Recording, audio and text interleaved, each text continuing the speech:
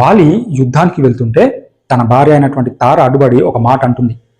ఎందుకనంటే ఆ మాట నేటి కాలంలో అన్నదమ్ముల మధ్యన అంటే ఆస్తుల కోసమే కానీ పంతాల కోసం కానీ కొట్టుకునే ప్రతి ఒక్కరికి ఒక వార్నింగ్ లాంటి మాట అది. అందరూ విని తీరాల్సిన మాట అది.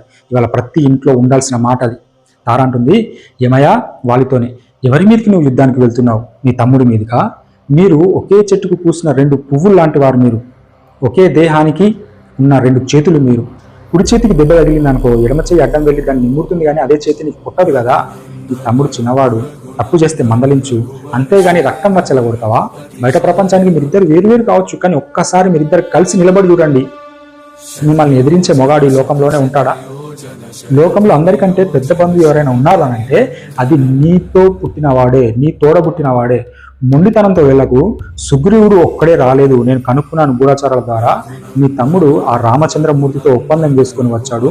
ఇప్పుడు కనుక నువ్వు వెళ్ళి ఎదుర్కోవాల్సి వస్తే నీ తమ్ముడిని ఒక్కనే కాదు, మీ తమ్ముడు వెనుక ఉన్న ఆ రాముని బాణాన్ని కూడా. మీ తమ్ముడు నీ కొడుకు లాంటి వాడు, వాడు తెలియక దూరమైనా నువ్వే పిలిచి లాలించాలి. అంతేగాని మీరిద్దరు పగలు పెంచుకొని ఒకరినొకరు చంపుకుంటే 3వ వ్యక్తికి అవకాశం ఇచ్చినట్లు అవుతుంది కదా. రేపు మీలో ఎవరైనా ఒక్కరు లేకపోయినా మిగిలిన వారు ఒంటరిగా ఎరవడం తప్ప పోయినవాడు తిరిగి వస్తాడా? రాడు కదా. రాముడితో పగవద్దు, తమ్ముని లోపలికి పిలువు, ఒక్కసారి ప్రేమగా మాట్లాడి చూడు.